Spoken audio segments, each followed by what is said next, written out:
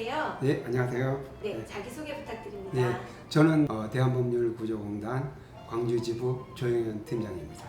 네. 제가 한정승인 청산에 대한 카페를 운영한 적이 있어요. 거기를 통해서 연구를 시작했고, 그 2006년에 직원을 상대로 한정승인 이후의 청산 절차에 대해서 제가 강의를 한 적이 있어요. 그걸 계기로 해서 어떻게 하는 게 상속인에게 가장 유리한지 그것을 널리 전파하기 위해서 앞장서고 있습니다. 일단은 가족이 사망하면 일단 장례 절차를 마치고 사망 신고를 하면 주민센터에 사망 신고를 하면서 안심 상속 원스톱 서비스 신청을 하시면 피상속인의 모든 재산 내역과 그 다음에 채무 내역을 파악할 수가 있어요. 그러면 일단 그렇게 파악을 하면 채무가 많은지 재산이 많은지 그 여부가 파악된 후에 내가 상속 포기를 할 것인지 한정승인을 할 것인지 상속 재산 파산을 할 것인지 그 여부를 결정을 하면 됩니다. 네. 망인이 사망을 하면 일단 상속은 배우자와 직계 비속이 1순위 상속인으로 상속을 받게 되는 거죠. 배우자가 있는 경우와 예를 들어서 일남일녀의 자녀가 있다. 그러면 자녀의 배우자는 자녀의 지분보다 0.5를 더 받는 거예요. 만약에 배우자나 자녀가 없다. 그러면 직계 존속이 1순위 상속인이 되는 거고요. 배우자나 직계 비속이 없고 또 부모님도 사망한 경우 이런 경우는 형제 자매가 1순위 상속인이 되는 거죠. 이제 빚을 상속받지 않기 위해서는 세 가지의 방법이 있어요. 첫 번째는 상속을 포기하는 방법, 두 번째는 한정 승인을 하는 방법, 세 번째는 상속 재산 파산하는 방법이 있어요. 네. 상속을 포기한다는 의미는 애초에 상속인의 지위를 포기하는 거예요. 그러니까 상속인이 아예 되지 않는 거죠. 이렇게 되면은 후순위 상속인, 예를 들어서 아버지가 사망해서 배우자와 직계 비속이 상속을 포기하면 2순위 상속인인 직계 존속, 그러니까 망인의 부모가 상속인이 되는 거예요. 상속 포기를 하려면 망인이 사망한 것을 안 날로부터 3개월 이내 가정법원에 상속 포기 신고를 해야 되겠죠.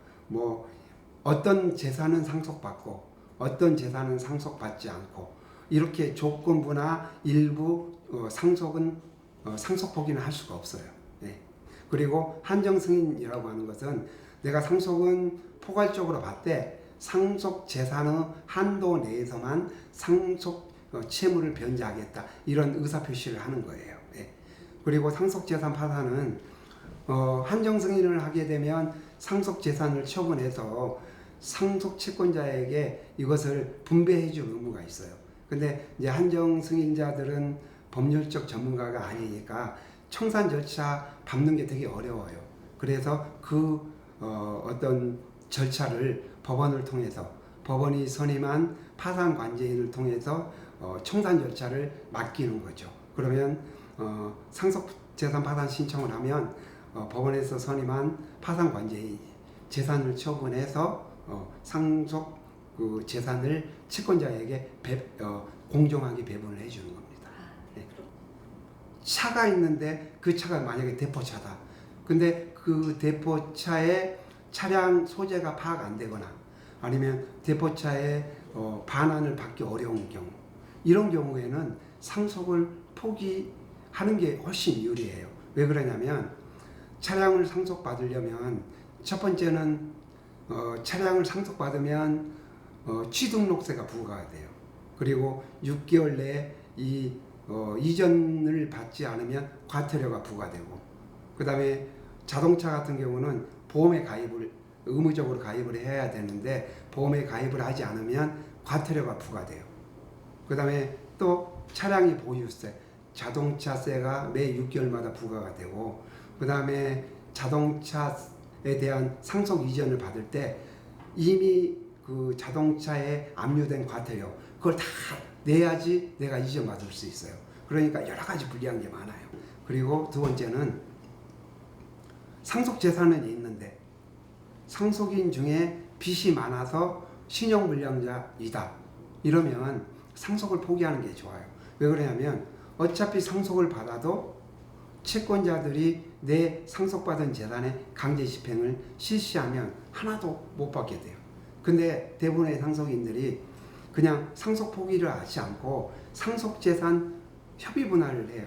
나는 상속 안 받고 그냥 엄마 앞으로 전부 다 이전하는 경우가 있어요. 이런 경우에는 추후 채권자들이 내가 받을 상속 지분에 대해서 사행위 취소 소송이 제기되는 경우가 많아요.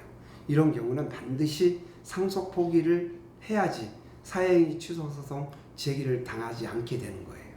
네. 그 상속인 중에 피상속인을 특별히 부양한 경우나 아니면 재산 증식에 특별히 기여한 경우에는 기여분이라고 하는 제도가 있어요. 이 기여분이라고 하는 것은 상속인 간의 협의나 가정법원의 심판 결정을 통해서 기여분이 결정이 되면 이 기여분은 상속 재산에서 기여한 만큼을 공제를 해요. 그래서 그것을 상속인에게 상속 지분에 플러스해서 상속을 받을 수가 있게 되는 것이죠. 예. 그리고 유류분이라고 하는 것은 어떤 거냐면 피상속인이 생전에 사전에 생전 증여나 유언할 수 있는 그런 재산 처분의 자유가 있어요. 하지만 상속받지 못한 가족의 생계를 보장하기 위해서 법률이 특별하게 상속인이 받을 수 있는 최소한 법정 상속 비율을 정해놨어요.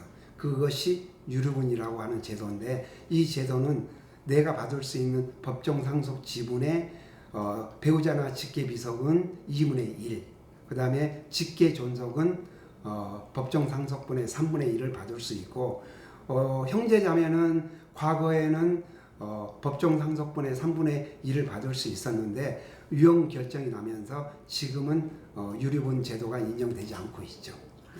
예를 들어서 그 재산을 파악해 봤더니 재산보다는 빚이 많아요. 그런데 내가 상속 포기나 한정 승인을 하려고 마음을 먹고 있는데 예를 들어서 뭐 예금을 찾는다든지 아니면 아버지가 못 받은 뭐 빚을 받는다든지 이제 이것을 채권 추심이라고 이야기를 하는데 채권 추심을 하든지 아니면 상속 채권을 예를 들어서 양도한다든지 아니면 채무를 면제해 준다든지 아니면 퇴직금을 수령한다든지 차량을 폐차한다든지 이런 행위는 내가 상속을 포기하거나 한정 승인을 하려고 했는데 이런 행위를 하면 단순 승인으로 간주가 되는 거예요. 그래서 비록 상속 포기나 한정 승인을 해도 빚을 다 갚아야 되는 경우가 생길 수도 있어요. 예. 대부분 한정 승인을 많이 하는데 그 한정 승인 신청을 하면 상속재산 목록을 기재하는데 어떤 일부의 사람은 그 채권자를 해야 할 목적으로 그 재산의 일부로 그 누락을 하는 경우가 있어요. 모르고 누락을 하면 문제가 없는데 알면서 누락을 하면 단순 승인으로 의제될 위험이 있어요. 그러니까 그런 것은 조심하시는 게 좋을 것 같아요. 네, 그렇군요. 네. 팀장님께 공단이란 어떤 존재인가요? 네, 저에게 공단은 성장의 터전이자 삶의 나침판이라고 표현하고 싶습니다.